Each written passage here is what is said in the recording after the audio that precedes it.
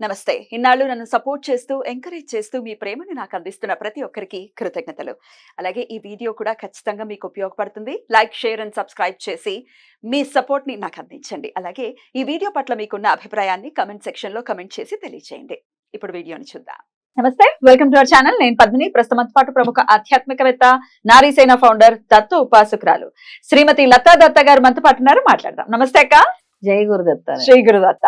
అక్క, కలియుగంలో అసలు ఏ యుగంలోనైనా దత్తాత్రేయుడు చాలా భక్త సులభుడు అనే మాట వినపడుతుంటుంది. ఇక్కడ ఒక చిన్న కాంట్రడిక్షన్ ఉంది. దత్తాత్రేయుడు అంత నిష్ఠ ఎవరికి ఉండదు అనే మాట కూడా వినపడుతుంటుంది. దత్తాత్రేయుడు అంత భక్త సులభుడు ఇంకొకడు ఉండదు అని కూడా వినపడుతుంటుంది. ఎట్లా అర్థం చేసుకోవాలో తెలియనటువంటి పరిస్థితి. కానీ భక్తే అన్నిటికీ ఆన్సర్ డెఫినెట్ గా. అయితే ఆయన పిలిస్తే పలికేటటువంటి దైవం దత్తాత్రేయుడు అని కూడా చెప్తుంటారు. ఎప్పటికీ కలియుగ అంతం వరకు కూడా స్వామి ఖచ్చితంగా కనపడతారు అని అంటుంటారు. కానీ మనం గుర్తించడం అనేది, మనం ఎలా గుర్తిస్తాం? ఏ రూపంలోనైనా స్వామి రావచ్చు, ఎలా గుర్తించవచ్చు, స్వామి ఎక్కడెక్కడ ఉంటారు అనేది మనకి పురాణాలు కానీ లేకపోతే పుస్తకాలు కానీ చెప్తున్నాయి అనేది ఒక్కసారి మీ ద్వారా. తప్పకుండా పద్మిని, చాలా చక్కగా అడిగావు. దత్తాత్రేయ స్వామి స్మరణ మాత్రేన సంతుష్టుడు. మరి భక్త సులభుడు అంటున్నారు కదా, మరి నిష్ఠాగరిష్ఠుడు అంటున్నారు కదా. అలా అంటే నిష్ఠాగరిష్ఠుడు అని అంటే మనం తీసుకునే ఆహారానికి సంబంధించి మనం చేసేటువంటి పనులు. అంటే ఇప్పుడు దత్తాత్రేయ స్వామిని ఆరాధిస్తూ నువ్వు చేసే నీచ పనులు చేసిన, అబద్ధాలు ఆడిన, ధర్మాన్ని రక్షించకుండా ధర్మానికి విరుద్ధంగా చేసిన, అలాగే ఏవైతే అంటే ఈర్ష ద్వేషాలు, ఒకరికి హాని తలబెట్టడము, ఒకరిని మోసం చేయటము, అలాగే ఒకరిని మాటలతో బాధ పెట్టడము అంటారు కదా. ఇప్పుడు స్వామి ఏం చెప్తున్నారంటే ఈ ప్రపంచం అంతా కూడా, ఈ వాయువు అంతా కూడా అందరూ చేసినటువంటి వాక్కు ఏదైతే వాక్కు దూషణ వల్ల, అంటే వాక్కు దోషం కలిగిందంట మొత్తం కూడా. అంటే మనం పీల్చే గాలి నుంచి ప్రతిదీ కూడా వాక్కు దోషంతో నిండిపోయింది. అందుకే మళ్ళీ ప్రాణశక్తి అనేది ఉద్భవించాలి అని శ్రీపాదుల స్వామి యొక్క తాపత్రయం అన్నమాట. ఎలాగంటే దాన్ని వాక్ శుద్ధి ఉండాలి, మనం మాట్లాడే మాట పవిత్రంగా ఉండాలి, మనం ఒక మాట అన్నాము అంటే దాన్ని నెరవేర్చాలి, అబద్ధాలు ఆడకూడదు. ఇవన్నీ కూడా అంటే ఇలాంటి విషయాల్లో దత్తాత్రేయ స్వామి చాలా నిష్ఠగానే ఉంటాడు. నిష్ఠాగరిష్ఠుడు అని అంటే మనం చేసే పద్ధతుల్లోనే. అందుకే పరీక్షలు ఎక్కువ పెడుతూ ఉంటారు అని అంటారు. ఏదో స్వామిని ఊరికి ఆరాధించేసి నేను ఇలాగే ఉంటా, మారను, నేను అబద్ధాలు ఆడతా, నేను ద్వేషిస్తా, నేను విపరీతంగా తింటా, అవి ఒప్పుకోరు కదక్క. నేను అబద్ధాలు ఆడతానంటే ఒప్పుకుంటామా? నేను మదమత్స్యాలు స్వీకరిస్తాను, ఇవన్నీ అని అంటే ఏదైనా నువ్వు స్వామి నామం పలుకుతున్నావంటేనే నీలో మార్పు మొదలవ్వాలి అని. అయితే స్వామి అనుక్షణము తన భక్తుల గురించి భ్రమిస్తూనే ఉంటారు. అంటే ఎంత తాపత్రయపడతారంటే స్వామి భక్తుల దగ్గరికి పరిగెత్తుకొని వెళ్ళాలని ఎదురు చూస్తూ ఉంటాడు దత్తాత్రేయ స్వామి. ఇంకే స్వామి కూడా, ఆయన ఎవరు? త్రిశక్తి స్వరూపుడు.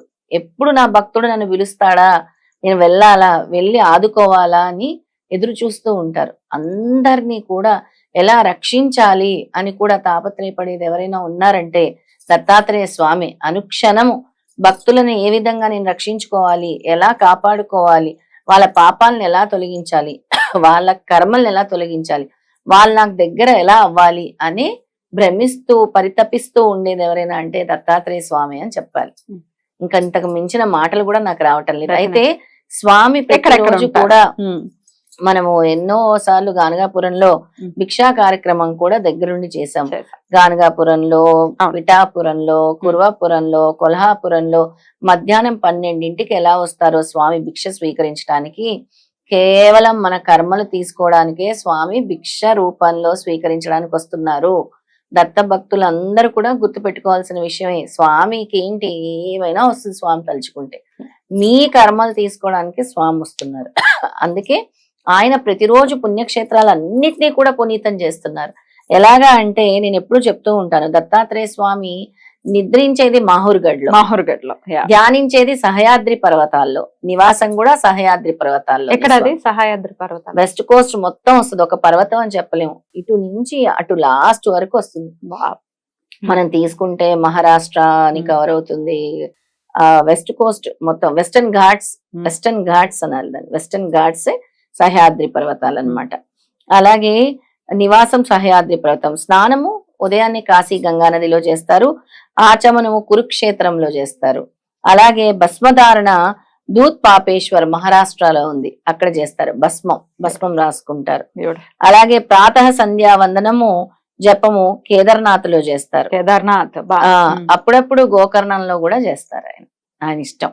అలాగే మధ్యాహ్నిక సంధ్యావందనము గానగాపురము, అందుకే మధ్యాహ్నం 12 గంటలకి స్వామి వస్తారని మన అందరం భిక్ష పెట్టుకుని ఎదురు చూస్తూ స్వామి వస్తున్నారు ఇప్పుడు అని 1 గంట మోగిస్తారు. గానగాపురంలో మోగిస్తారు, కొల్హాపూర్ లో కూడా దత్త భిక్ష మందిరంలో గంట మోగిస్తారు. ఆ గంట మోగించిన తర్వాతే స్వామి వచ్చారని తెలుస్తుంది, భిక్ష మొదలవుతుంది. అలాగే భిక్ష కొల్హాపూర్ లో స్వీకరిస్తారు. ఇప్పుడే కొల్హాపూర్ అని చెప్పగానే తిలకధారణ పండరీపురంలో దిద్దుకుంటారు. అలాగే తీసుకున్న భిక్ష తినేది పాంచాలేశ్వర్లో. ఎక్కడ అది? పాంచాలేశ్వర్ కూడా మనకి ఇటే వస్తుంది, మన మహారాష్ట్ర సైడ్ వస్తుంది పాంచాలేశ్వర్. అలాగే మంచినీరు త్రాగేది తుంగభద్ర నదిలో. ఓహో. అలాగే తాంబూల సేవనము మరట్వాడ బసవ కళ్యాణ్ లో తాంబూలం స్వీకరిస్తారు. విశ్రాంతి గిరినార్ లో తీసుకుంటారు. గిరినార్ పర్వతంలో 10,000 మెట్లు ఉంటాయి కదా. స్తోత్రము నామజపము ప్రశంసలు వినేది బద్రీనాథ్ నైమిసారణ్యం. స్వామి బద్రీనాథ్ లోని నైమిసారణ్యంలో కూడా ఉంటానని చెప్పారు. ఏంటి? స్తోత్రము నామజపము ప్రశంసలు వినేది కూడా బద్రీనాథ్ లో, అలాగే నైమిసారణ్యంలో. సాయంత్రం సంధ్యా వందనము పశ్చిమ తీరం గోకర్ణం, ఇందాక చెప్పాను కదా. అయితే 2 చేస్తున్నారు. ప్రాతः సంధ్యా వందనము కేదార్నాథ్ లో చేస్తున్నారు జపము, సాయంత్రం సంధ్యా వందనము గోకర్ణంలో చేస్తున్నారు. గడిపేది మేరు పర్వతంలో స్వామి గడిపేది. ఇలాంటి క్షేత్రాలన్నిట్లో కూడా దాదాపు నేను చెప్పింది ఇప్పుడు 16 క్షేత్రాల పైనే ఉన్నాయి. చెప్పారు. ప్రతిరోజు స్వామి దినచర్య ఈ 16 క్షేత్రాలకు కూడా ఎవరైతే భక్తులు వెళ్తారో వాళ్ళకి స్వామి ఏదో ఒక రూపంలో కనిపిస్తూనే ఉంటారు, ఏదో ఒక రూపంలో వాళ్ళ దగ్గర మాట్లాడుతూనే ఉంటారు, ఏదో ఒక రూపంలో భిక్ష స్వీకరిస్తూనే ఉంటారు, లేదా ఏదో ఒక రూపంలో ఆశీర్వాదం అందిస్తూనే ఉంటారు.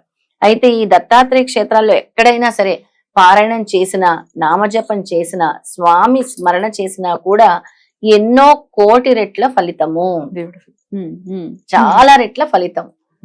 ఏ దత్త క్షేత్రాల్లో ఇప్పుడు నేను చెప్పిన ఈ 16 క్షేత్రాల్లో కూడా ఎక్కడైనా సరే మనం చేసిన నామం గాని, జపం గాని, దానం గాని ఏదైనా కూడా దానికి విశేషమైన ఫలితం ఉంటుందని స్వామివారి స్వయంగా చెప్పడం జరిగింది. అద్భుతం. అక్క చాలా బ్యూటిఫుల్ గా ఎక్స్ప్లెయిన్ చేశారు. డెఫినెట్ గా ఈ 16 ప్రాంతాలు కూడా చాలా పరమ పవిత్రమైనటువంటి ప్రాంతాలు అయితేనే స్వామి ఎన్నుకోవడం అనేది ఖచ్చితంగా భాగ్యం మనకు కలగాలని మనస్ఫూర్తిగా స్వామిని కోరుకుంటూ thank you so very much అక్క. నమస్తే. జై గురుదత్త. శ్రీ గురుదత్త.